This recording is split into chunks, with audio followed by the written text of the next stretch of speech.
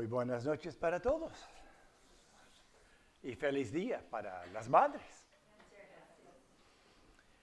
Celebrar cumpleaños, celebrar Día de la Madre, celebrar el primer día de tantas cosas, es parte de nuestra cultura, ¿no? Se celebra otra cosa hoy también. 18 de mayo. ¿Y eso qué es? Fecha patria. ¿Y qué pasó? La primera victoria criolla en Sudamérica. ¡Opa! Mira tú. La famosa batalla de las piedras, ¿eh? No sé si tiraron piedras o... Bueno, eso no sé. Pero se celebra, se recuerda, porque no se celebran muertes. Allí murieron muchas personas. Todo lo opuesto a lo que es celebrar un nacimiento, como un cumpleaños. Pero en nuestro capítulo hoy vemos el nacimiento de la iglesia. Y allí podemos celebrar ese nacimiento. Ocurrió un día, dice, de Pentecostés. ¿Qué es Pentecostés? ¿Qué es pentagrama? Y pueden haber otros pente por ahí, además de pentecostales, que viene de Pentecostés. Pero pente, cinco. Y Pentecostés es una fiesta del Antiguo Testamento, de la época de la ley, y era una celebración que se contaban 50 días desde la Pascua. Entonces había que contar 7 semanas, más un día. Y daba el domingo, después de la última Pascua, el último sábado de Pascua. Y ese fue el día que Dios escogió enviar a su Espíritu Santo. Ese fue el día que Dios decide un nuevo nacer. Coincidía en el Antiguo Testamento con la fiesta de la cosecha. Qué interesante, ¿no? Y qué cosecha que hubo ese día. ¿Se acuerdan que se cosecharon cuántas personas? 3,000 personas en una sola reunión. Está bueno, ¿eh? Bueno, vamos a ir mirando de a poquito este evento tan especial. Vamos a leer versículos 1 al 4 primero para ver qué fue lo que pasó. Cuando llegó el día de Pentecostés, todos ellos estaban juntos y en el mismo lugar. De repente un estruendo como de un fuerte viento vino del cielo y sopló y llenó toda la casa donde se encontraban. Entonces aparecieron unas lenguas como de fuego que se repartieron y fueron a posarse sobre cada uno de ellos. Todos ellos fueron llenos del Espíritu Santo y comenzaron a hablar en otras lenguas, según el Espíritu los dio a expresarse. Bueno, eso fue lo que pasó. Digamos, lo que dio el puntapié a todo lo que vino después. Pero para ver un poquito de trasfondo, vamos a ir a 1 Corintios. Porque hay un versículo interesante ahí que nos ayuda a entender qué era lo que Dios estaba haciendo este día. Primera Corintios. Y primero vamos a ir al capítulo 10.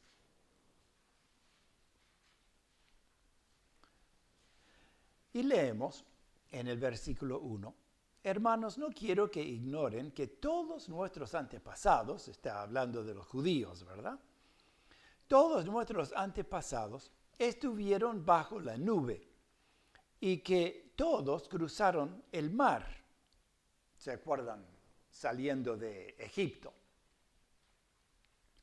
Todos ellos, en unión con Moisés, fueron, captamos esta palabra, bautizados en la nube y en el mar. También todos ellos comieron el mismo alimento espiritual. Y todos bebieron la misma bebida espiritual porque bebían de la roca espiritual que los seguía, la cual era Cristo. Notamos la repetición de todos. Allí en Hechos vimos, estaban todos juntos.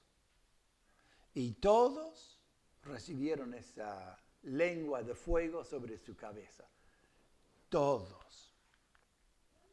Y bueno, después hay distintos eventos que pasaron con Moisés cuando libera a Israel de la esclavitud en Egipto.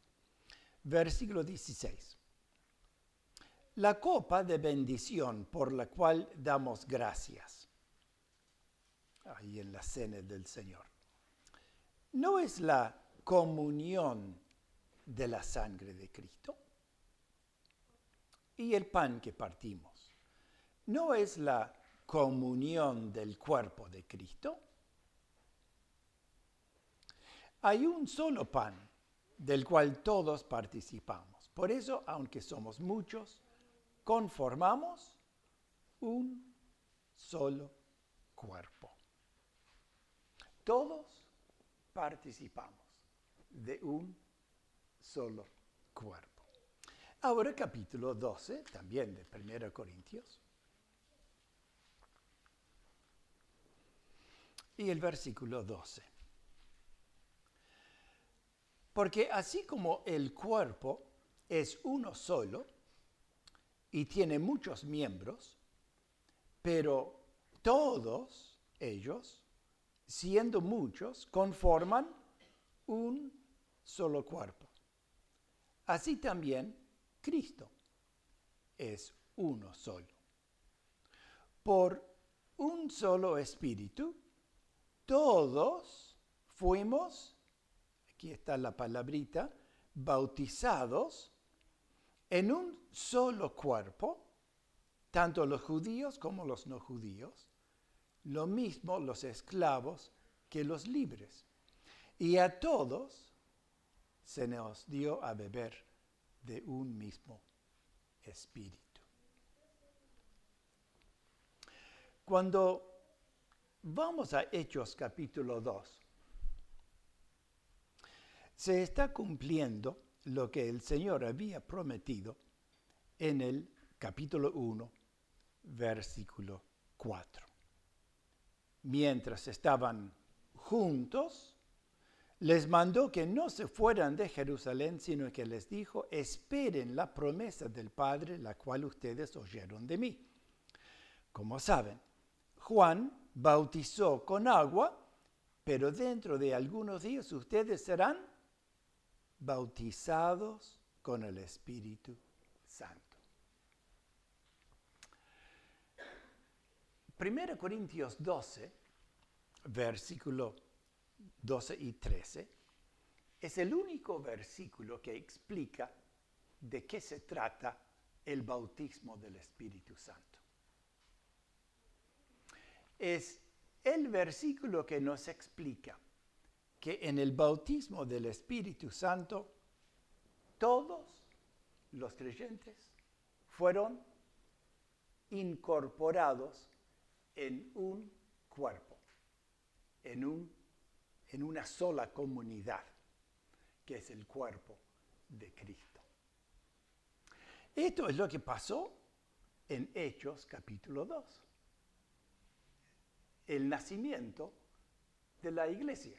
No una iglesia local, sino la iglesia universal. La iglesia que es de todos los lugares y de todos los tiempos, que Cristo va a venir a buscar en el arrebatamiento. Qué notable este nacimiento, este primer día de la iglesia del Señor Jesucristo. Bueno, vamos a pensar en este día 50, este día Pentecostés. Si contamos en el calendario nuestro de 2025, el día de Pentecostés va a ser el 8 de junio. Saqué mi agenda para mirar, a ver si justo coincide que hoy es día de Pentecostés, pero no. Faltan unas semanas todavía. Pero falta poco para llegar a los 50 días después de Domingo de Resurrección. Bueno, domingo de Resurrección. El 8 de junio. Se cumplen los 80 días, los 50 días. Todos juntos, dice, estaban ese día. Yo no sé cuántos serían, porque no nos dice en este capítulo. Pero si vamos al capítulo 1, versículo 15, también estaban todos juntos. Y dice, uno de esos días Pedro se puso de pie en medio de los hermanos que estaban reunidos y eran ¿cómo? 120. 120 personas estaban reunidos ese día. Así que posiblemente aquí también habían 120 personas. Y dice, ese día todos ellos estaban juntos en un mismo lugar. Estaría Tomás. ¿Se acuerdan en una ocasión? La primera vez que Jesús apareció a los discípulos después de la resurrección, el señor Tomás, por algún motivo, no estaba. No sé qué estaría haciendo, visitando a la suegra, capaz, por Día de la Madre, ¿no? No sé dónde estaba. Pero cuando escuchó lo de la resurrección, dijo, no. Si yo no veo la marca en las manos y en los pies y en su costado, no creo. Y era un discípulo que había pasado 3 años con el Señor. Bueno, al domingo siguiente el Señor apareció en medio del grupo y ese día Tomás estaba.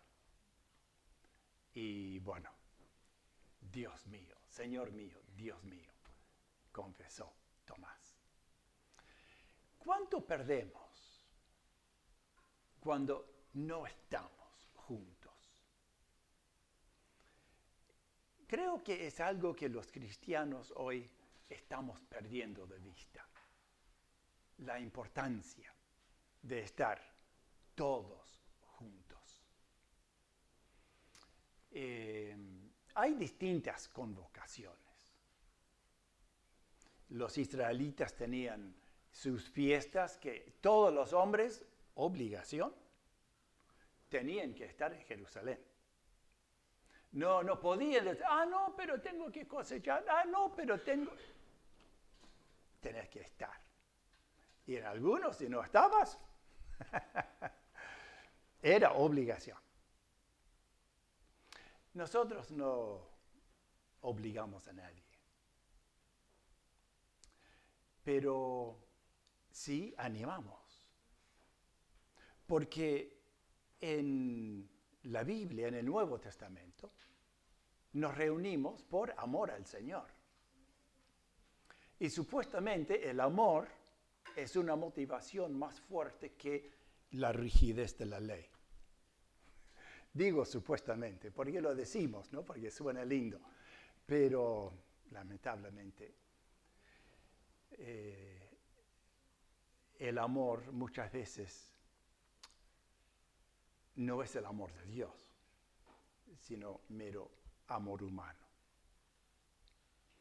Y dejamos que la carnalidad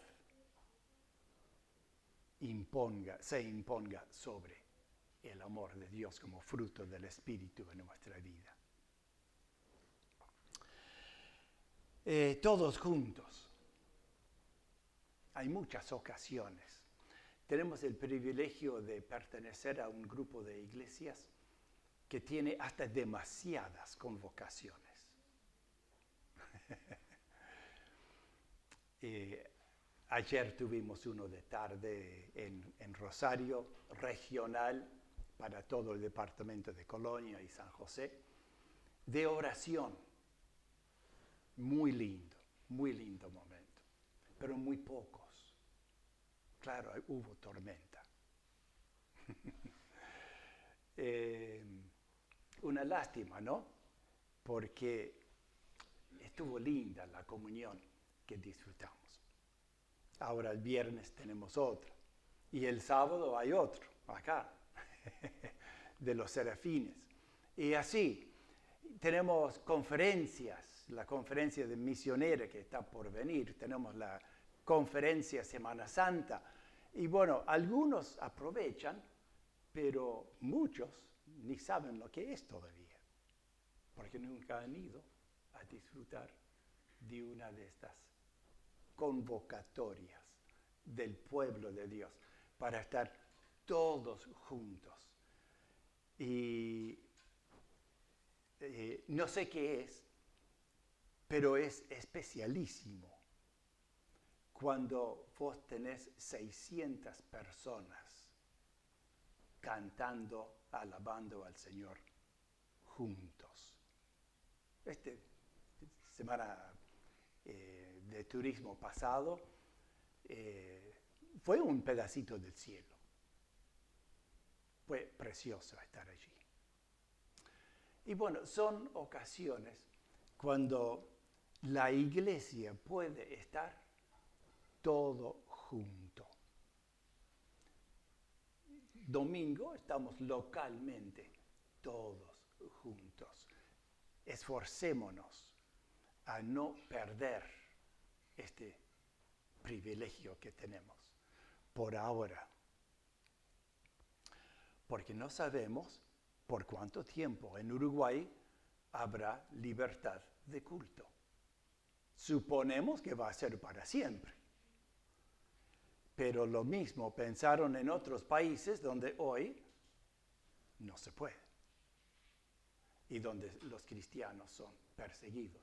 Entonces, aprovechemos este momento de libertad plena que disfrutamos para estar juntos, para animarnos y ser desafiados, como escuchamos en la primera reunión, a no solamente estar juntos, sino también para salir, porque somos llamados a salir, a predicar el Evangelio y, como escuchamos, a hacer buenas obras. Es un deber frente al Señor. Todos ellos estaban juntos y en el mismo lugar. Como que se pasa Lucas enfatizando esto de todos juntos en un mismo lugar. Y por eso gasté 10 minutos de mi mensaje sobre este punto. Y sucedió Versículo 2, de repente, un estruendo como de un fuerte viento vino del cielo, sopló y llenó toda la casa donde se encontraban. ¿Qué harías vos ahí? ¡Ah! ¡Qué susto! Un estruendo, fue algo fuerte. Un viento vino del cielo, sopló, llenó toda la casa donde se encontraban. Versículo 6 dice que fue un estruendo y la multitud alrededor de ese lugar escuchó el estruendo. Así que no era estruendo solamente dentro de las paredes del lugar donde estaban todos juntos, sino que se sintió todo alrededor. Y fue ahí que se juntó todo ese millar de personas. Notable. Es algo que acompaña los nacimientos. ¿Se acuerdan? Moisés, que recién vimos toda la nación de los israelitas bautizados en Moisés.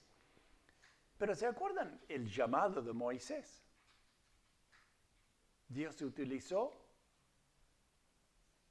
una zarza que ardía, que no se consumía. Y cuando Moisés lo ve, lo mira, y después se acerca para ver, ¿qué es esto? Nunca se ha visto esto. Una zarza ardiendo, pero es como una mecha con querosén, que quema el querosén, pero no la mecha, ¿no? Lo estaba mirando. ¿Qué puede ser esto? ¿Y qué era? La presencia de Dios. Cuando se acerca, esa voz que le dice, quita el calzado de tus pies, porque estás pisando tierra santa. Y bueno, Dios estaba presente. Y aquí tenemos el viento y tenemos en el versículo 3 las lenguas como de fuego que se repartieron y fueron a posarse sobre cada uno de ellos. ¿Qué marcaba esto? La presencia de Dios. El Espíritu Santo, que es Dios, vino a estar sobre cada uno de estos discípulos del Señor Jesús. No sobre algunos de ellos, los más espirituales o los de más tiempo en el camino o que eran más exitosos en la evangelización o lo que quieras decir. Sobre todos. Los nuevos, los primeros, los muy santos y los no tan santos, pero todos creyentes recibieron el Espíritu Santo ese día. El fuego, como Moisés, marcando la presencia de Dios. ¿Se acuerdan en el templo o en el tabernáculo, mejor dicho? El tabernáculo cuando Dios mostró su presencia, bajó fuego y consumió el sacrificio. Dios presente. Cuando los israelitas estaban cruzando el desierto, tenían una nube durante el día que los guiaba. Pero de noche, fuego, una columna de fuego. Y eso marcaba la presencia de Dios. Dios con ellos, siempre. Y qué bueno que es esto. El Espíritu Santo viene a los creyentes, pero no viene y va. Viene y se queda.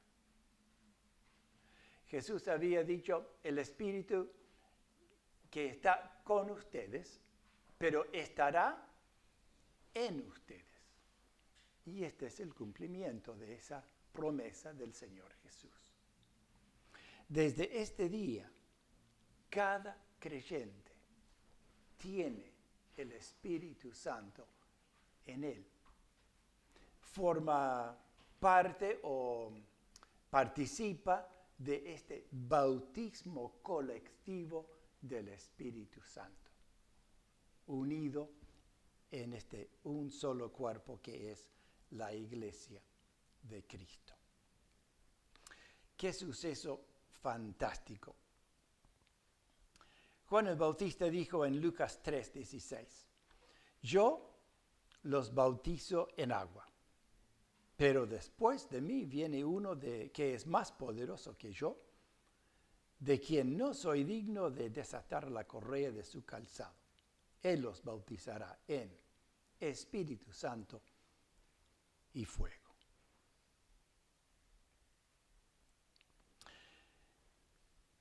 Vamos a mirar Efesios capítulo 1, versículo 13.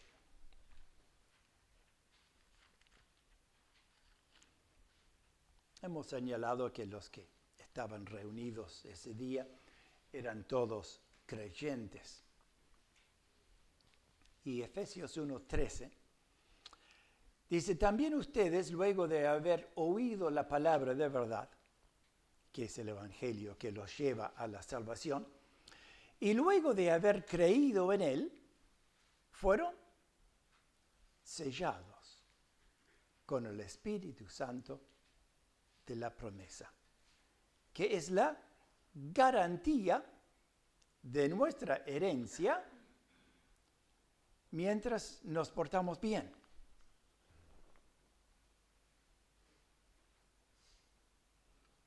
¿Cómo dice? Hasta la redención de la posesión adquirida para alabanza de su gloria.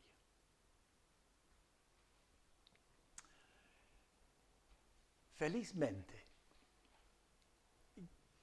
que vos tengas y que yo tenga el Espíritu Santo no depende de nuestra fidelidad al Señor, ni siquiera de nuestra obediencia.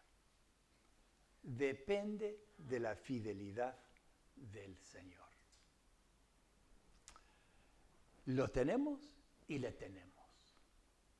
Y Él no se va. Quiere decir que vivo como quiero y no pasa nada. En absoluto. Efesios dice, cuidado de no entristecer el Espíritu Santo. En otra parte dice, no apaguéis el Espíritu Santo. Podemos tener el Espíritu Santo y Él está en nosotros, pero lo tenemos apagado.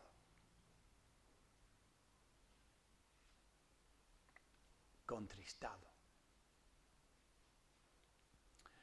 Inoperante. Ya inoperante porque pincha la conciencia cuando estamos haciendo mal y no hay reacción. Conciencia cauterizada. Y vivimos en pecado y practicamos pecado y desatendemos las cosas de Dios y no pasa nada. Estamos contristando y apagando al Espíritu. Que un cristiano llegue a esto es triste. Y claro, como todo padre que ama a sus hijos, ese creyente puede esperar una palabra que a todos nos gusta. Disciplina. Disciplina. Cuando Pablo exhorta a los corintios en el capítulo 11 por división, viene a ser división en la iglesia, él dice, por este motivo hay entre ustedes enfermos, débiles, y algunos han muerto, algunos duermen.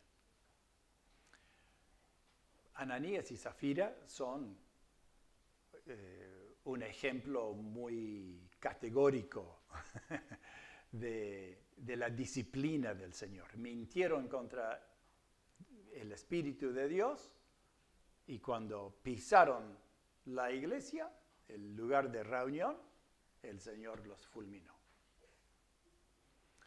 Un ejemplo que felizmente no se repite.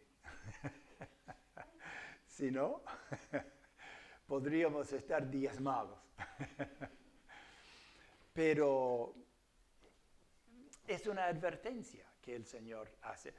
Hizo lo mismo en Israel. Cuando Israel recién nacía, el Señor actuó con esa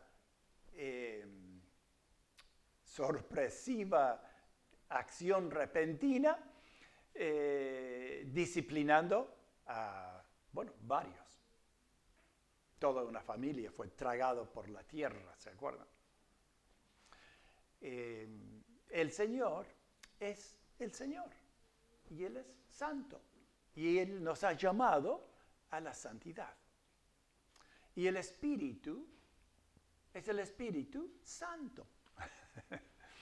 Entonces, lo que el Espíritu Santo quiere producir en mí es santidad, para que yo sea como Jesús, para que vos seas como Jesús. Así que lo mejor es colaborar con el Señor. Tomar esa postura en la vida, yo pertenezco al Señor, voy a vivir de una manera santa. Tengo toda la potencia de Dios para ayudarme. Increíble. O sea, no puedo decir, son mis genes. Mis padres me dieron ese ejemplo, o los amigos me arrastraron. No puedo dar excusas. Tengo el Dios Todopoderoso viviendo en mí, dispuesto a darme toda la ayuda necesaria para que pueda vencer. Entonces no tengo excusa. Y si caigo, que no gaste palabras dando excusas. Mejor confesar, Señor, metí la pata, perdonadme por esto, aquello, ayúdame a frenarme y a hacer lo correcto. Eso es lo que busca el Señor de su iglesia, de sus hijos. Nunca encontramos en la Biblia la orden de ser bautizados con el Espíritu. Los apóstoles tuvieron la orden, esperen hasta que llegue. Llegó y ahora participamos. Pero sí tenemos una orden. Dice, sed llenos del Espíritu. Sed llenos. No es porque el Señor nos dio una gotita del Espíritu y que después nosotros tenemos que ir agregando. No. Porque Jesús dijo en Juan capítulo 4 que su Padre no da el Espíritu en medida. Y claro, es una persona. El Espíritu Santo no son no es una medicación de gotitas, una gota, 10 gotas. No, eso no es el Espíritu Santo.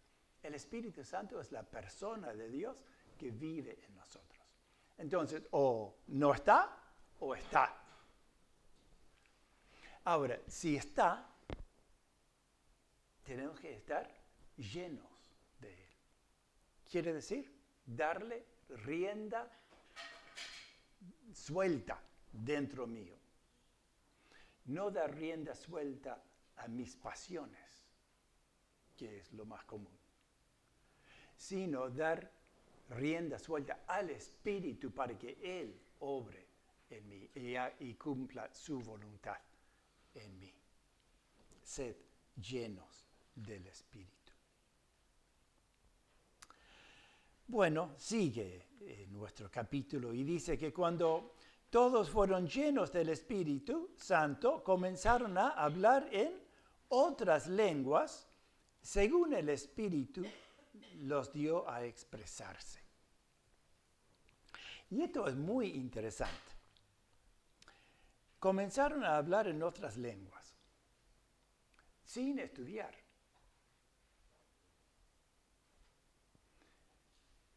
No sé si ellos entendieron lo que estaban diciendo. No nos dice el pasaje. Pero la gente que estaba afuera, sí, los entendió perfectamente. Todos entendieron lo que ellos estaban diciendo. Esto es al revés de lo que ocurrió miles de años atrás en Babel, cuando todos hablaban un mismo idioma y decidieron, bueno, vamos a hacer una torre que llegue hasta el cielo. Y bueno, se cree que el propósito era, además de lo que dice en Génesis, hacerse gran nombre en la tierra, que era culto a las estrellas, a las estrellas, sol, luna,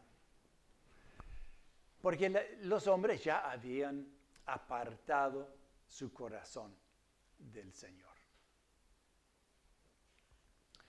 Cuando están edificando, construyendo, Dios decide poner freno. ¿Y cómo lo hace? No envió un cohete ni una estrella fugaz para hacer volar todo. Muy sencillamente confundió el idioma. Y todos hablando diferente. Alcánzame el martillo. ¿Qué? Repentinamente nadie entendía a su compañero. Distintos idiomas. Dios confundió los idiomas. Y ahora tenemos el opuesto. Dios invierte el juicio que había mandado y ahora va a ser bendición. No hace que todos hablen lo mismo, pero sí da la capacidad para que todos se expresen y lleguen a hablar los idiomas de todas las naciones. Y es interesante. Cuando llegamos a los versículos 8, 9 y 10, encontramos una lista de 15 zonas. Yo les mandé un mapa al grupo de la iglesia y allí está el punto de Jerusalén y luego todo alrededor estos lugares que están mencionados. Y es interesante. Bueno, ustedes pueden imaginar Israel donde está hoy y bueno, todas las naciones alrededor. Arabia, Asia, por el otro lado Egipto, todo hasta Italia, todo el alrededor del Mediterráneo y llegando así, cubriendo Irán, Irak, todo para allá. Toda esa zona está nombrado en estos versículos. Y allí había gente de todos estos lugares. Bueno, esto es indicio de un par de cosas. Uno, hasta dónde había llegado el Imperio Romano. Fíjense que Roma estaba controlando toda esa zona. Era grande. Se hablaba de la paz romana. Es que nadie se atrevía a levantar el cuello, porque Roma, páfate. Los únicos que se atrevían a hacerlo eran los judíos. Y así les pasó. En el año 70 los borraron del mapa, los esparcieron por todo el mundo. Pero los israelitas ya habían sido esparcidos por todo el mundo. Asiria, Babilonia, habían conquistado Israel y los israelitas se habían desparramado por todo el mundo. Y estas personas que vienen de este lugar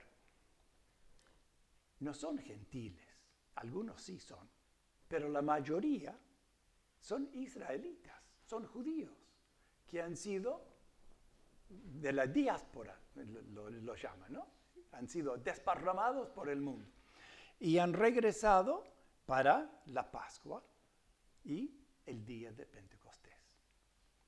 Y están todos allí en Jerusalén. El versículo 10 menciona a los prosélitos. También menciona a algunos romanos que viven aquí.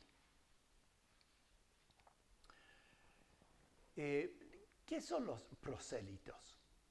Prosélitos eran gentiles, o sea, no judíos, que podríamos ser nosotros, pero que habían observado la religión judía y estaban interesados en esa religión.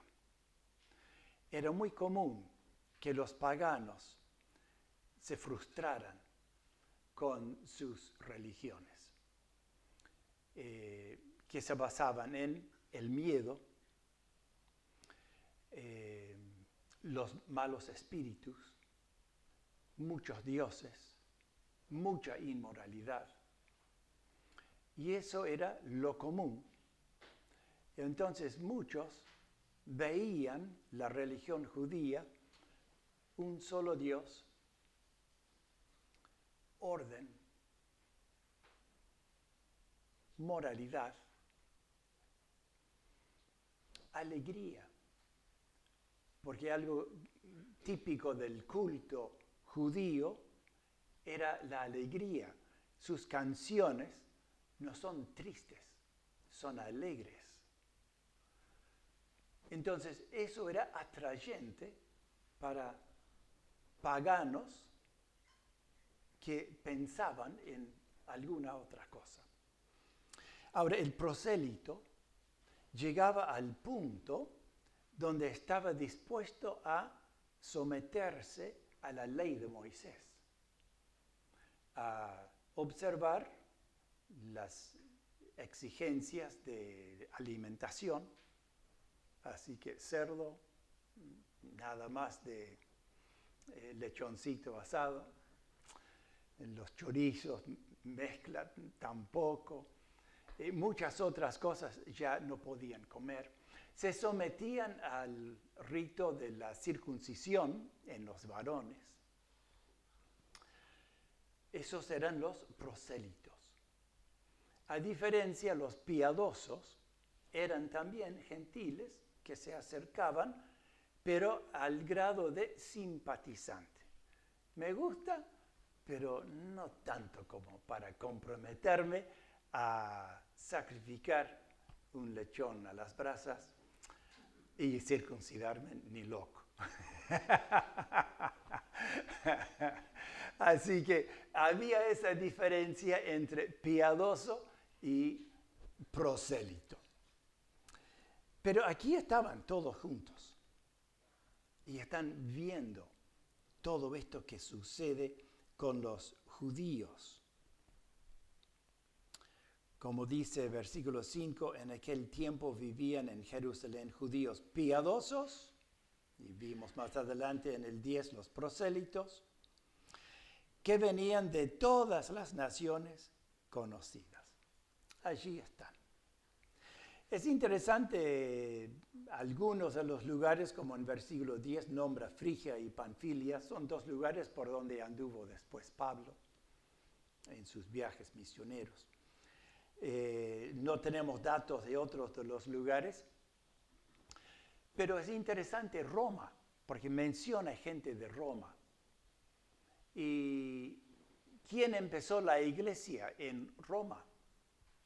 Porque Pablo escribe una carta a la iglesia que está en Roma, pero ¿quién empezó la iglesia ahí? Y bueno, una de las posibilidades es gente que estuvo aquí en día de Pentecostés, que se convirtió al Señor y después de las fiestas volvieron a su ciudad y seguían juntándose, reuniéndose y formaron una iglesia. Puede ser. Dios es grande y hace ese tipo de cosas, no solamente en Roma, sino en otros lugares del mundo. Bien, la gente escuchó las maravillas del Señor. Habría sido interesante tener un registro, una traducción de lo que estaban diciendo ese día, ¿no? Después, la semana que viene, veremos el discurso de Pedro. También es una joya de mensaje que él comparte mostrando lo que hizo el Señor Jesús.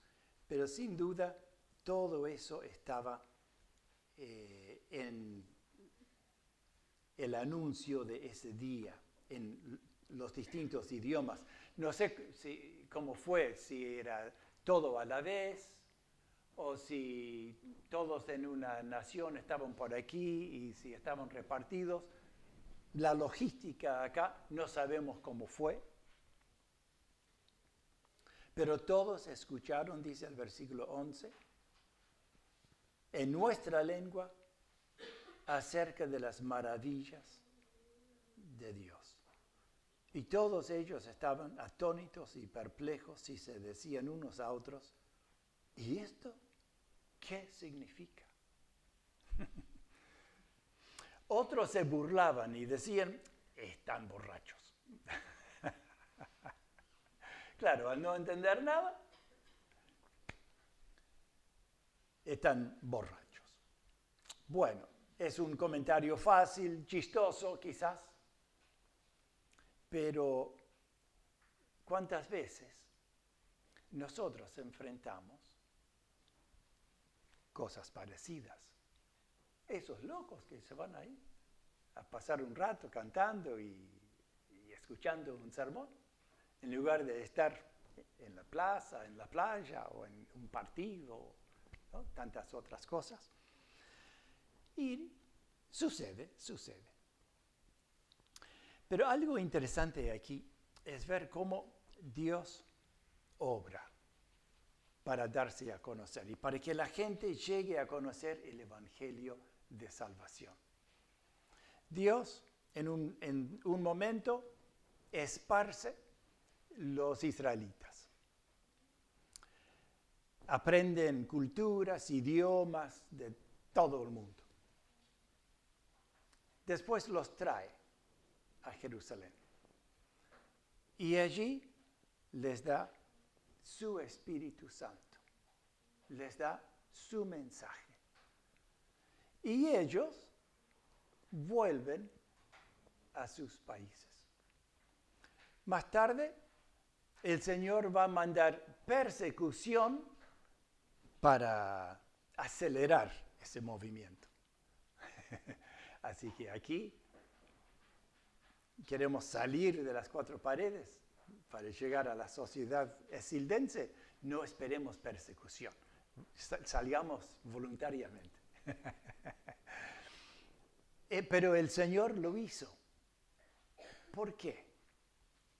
Porque el Señor no quiere que estemos 10.000 cristianos juntos. No es por eso, porque vamos a estar todos juntos en el cielo un día.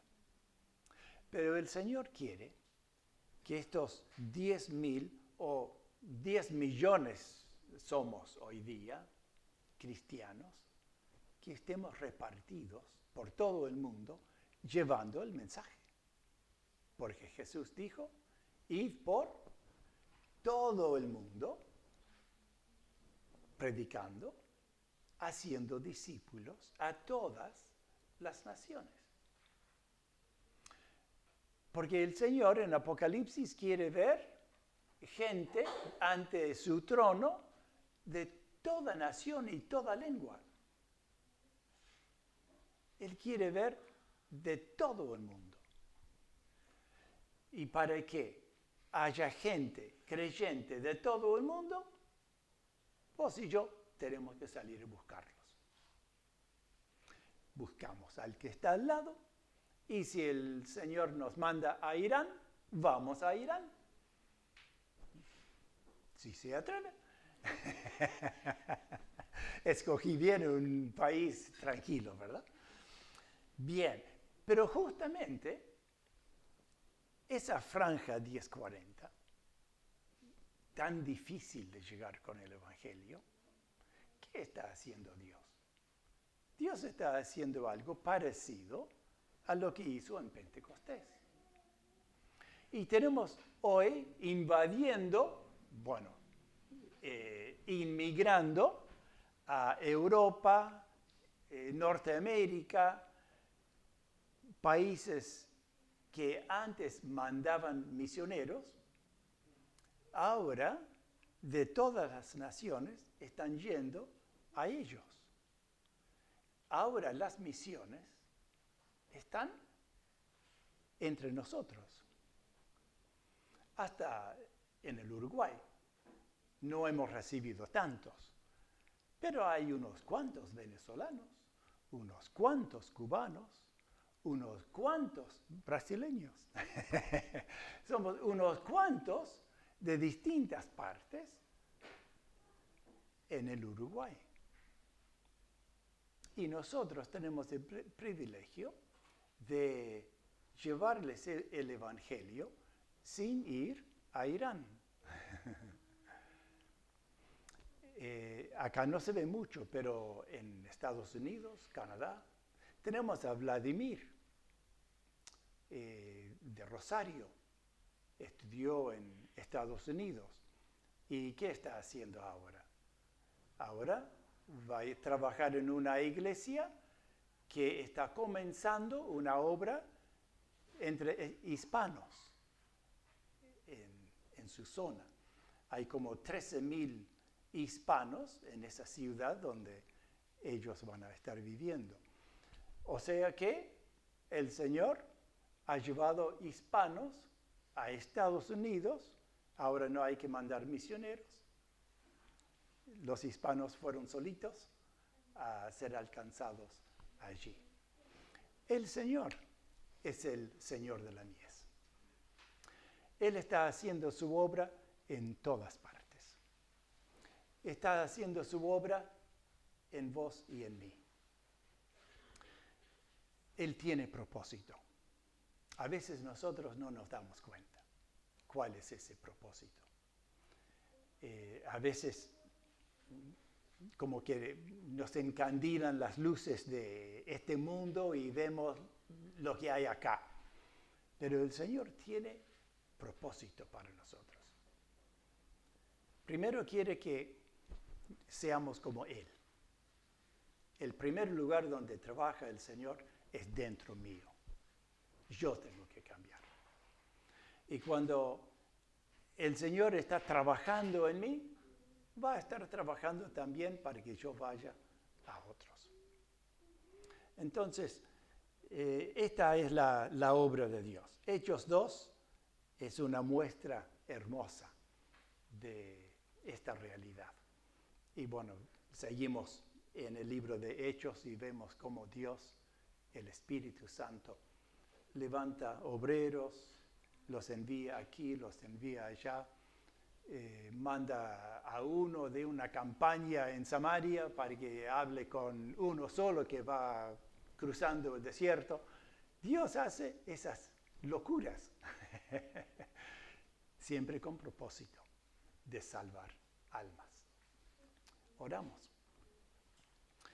Gracias, nuestro Dios, por esa pasión tuya de ver personas conociendo tu verdad, conociendo el Evangelio, conociendo de Cristo Jesús, que vino a vivir entre nosotros mayormente para morir por nosotros y resucitar triunfante sobre la muerte para ser el Salvador de cada uno de nosotros. Gracias, Señor, por tu Espíritu Santo, que vive en nosotros, que nos capacita para servirte, que produce ese fruto de tu carácter en nosotros, produciendo amor, gozo, paz, paciencia. Señor, deseamos que cada uno de nosotros aquí hoy podamos tener la certeza de nuestra salvación, la certeza de la presencia de tu Espíritu obrando en nosotros, la certeza de vida eterna, la certeza de que mientras lleguemos a tu presencia allá, tienes propósito para nosotros acá. Señor, que podamos escuchar tu voz y obedecerla. Y ayúdanos a ser fervorosos en hacer buenas obras. En el nombre del Señor Jesús. Amén.